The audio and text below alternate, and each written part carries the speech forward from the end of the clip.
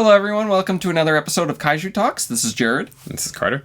And today we're going to be discussing the movie Blade Runner and its novel form, Do Androids Dream of Electric Sheep? The movie is one of the most spectacular science fiction movies. Oh yeah, and visually stunning as well, obviously. It was one of those movies that was made sort of in the era where they were still doing like big sets and, huge production. It wasn't, it was before all before too much of the green screen stuff and blue screen stuff, and it still looked real. Everything was real and tangible. To be honest, though I liked the book, it was an enjoyable read. I personally believe the movie was like one of those rare instances for me that I thought the movie was better than the book. And they're like, the differences are pretty significant between the book and the movie.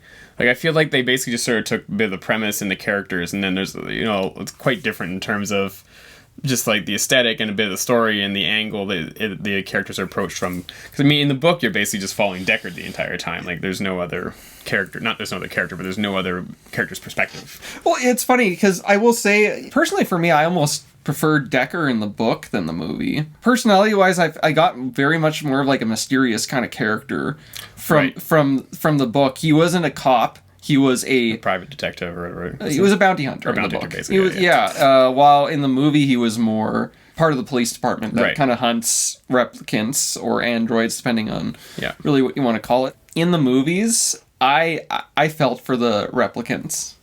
Yeah, well, you get a bit more of their perspective per se in the movies. Like, you kind of see part of the story from their angle, whereas in the book you don't really get that. Well, so you have the ability to have more empathy with what they're doing and their goals and whatnot, and their motivations. Yes, they did horrible things. They killed people, right? Yeah. But they were so desperate to keep going, right? Because what they only have, like what they did kind of do in the book as well. They did show they only have a 4-year lifespan, right, and they will die if and they really just want to live, and they're going through all these desperate measures. It's kind of like I would compare it to almost like Namor in Black Panther Wakanda Forever, where he's killing people, but it's murder's wrong, don't get me wrong, I'm going to say it, murder is wrong, but let's just say for story purposes, he's doing what he's doing because he's doing it for his people. Yeah, exactly. And that's what Roy was trying to do. He was trying to not just keep himself alive, but he's trying to keep his group, his friends alive as well. Yeah. For me, I thought it was like, this is his death when he finally dies. That scene is huge. Yeah, was the most heartbreaking thing ever, because there's that whole thing that replicants and the same thing in androids in the book. It's like they don't have empathy, right? Or they say they can't have empathy, but in my honest opinion, his death showed how for sure how empathetic he evolved, right? He was able to learn empathy or however you want to. In the book, you didn't get that. I didn't get that. You didn't. I didn't care for Roy, honestly. In the book, I thought honestly when he died, I was like, okay, fine. Like, he was an asshole. In the book, he just seemed to have wanted to kill for almost just the sake of killing, while Roy only really killed based on survival, out of necessity. That's true. In the book, he was more of just like a cold blood killer and just kind of whatever. And well, don't get me wrong, he was kind of technically, some of the murders he did was cold blooded, but it was like he did out of sheer fear or anger type of thing. Yeah. Where again in the book he was ready to kill just anyone. Yeah. And it made me lose. And I was really excited to read the book because, again, like you, I watched the movie before I read the book. I was excited to read the book, but then because I really wanted to see what they did with Roy's character. But then when I got to Roy, which was near the end, which was closer to the end, it's just like I have no love for this character. Yeah.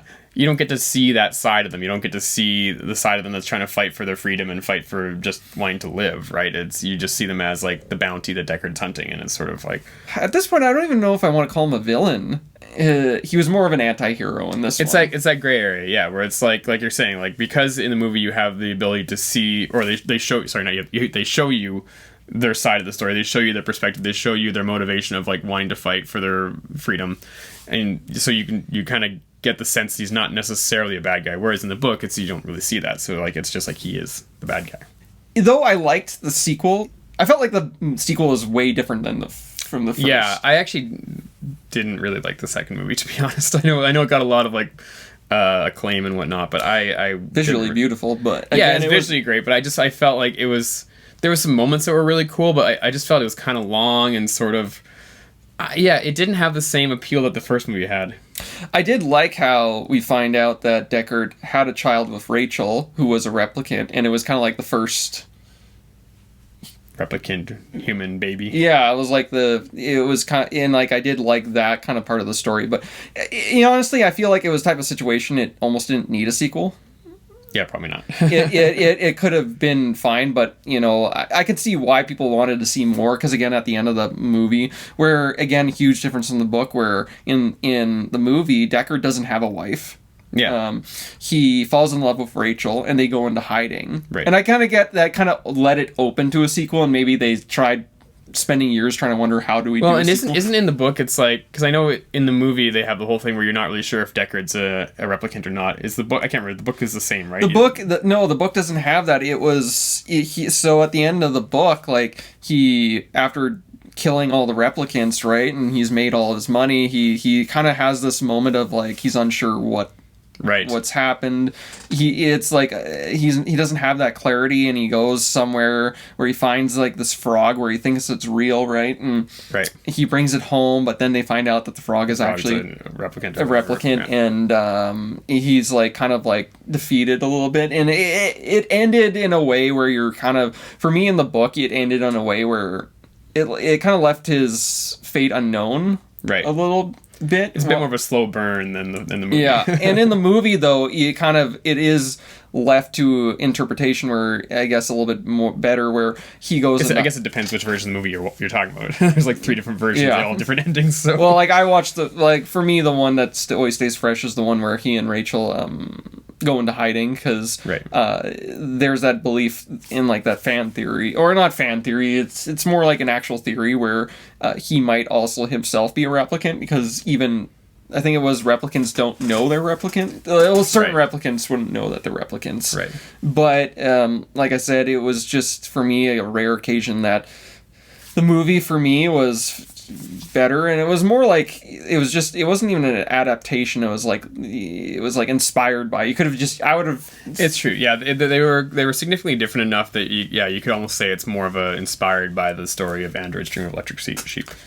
And like I said, I didn't hate the book. I enjoyed it, but it just, mind you, maybe it's because also too those visuals were so good in the movie. I think that's the other thing too. The movie, because like I mean, the book describes a lot of the world, and you can really get a sense of what's going on and whatnot. And I've read the book after seeing the movie, so maybe that helped me visually understand it. But like the movie, it just like the visuals it gives you are so good and so visually stunning and distinct and very vivid that it's like it stands out in that way, I guess.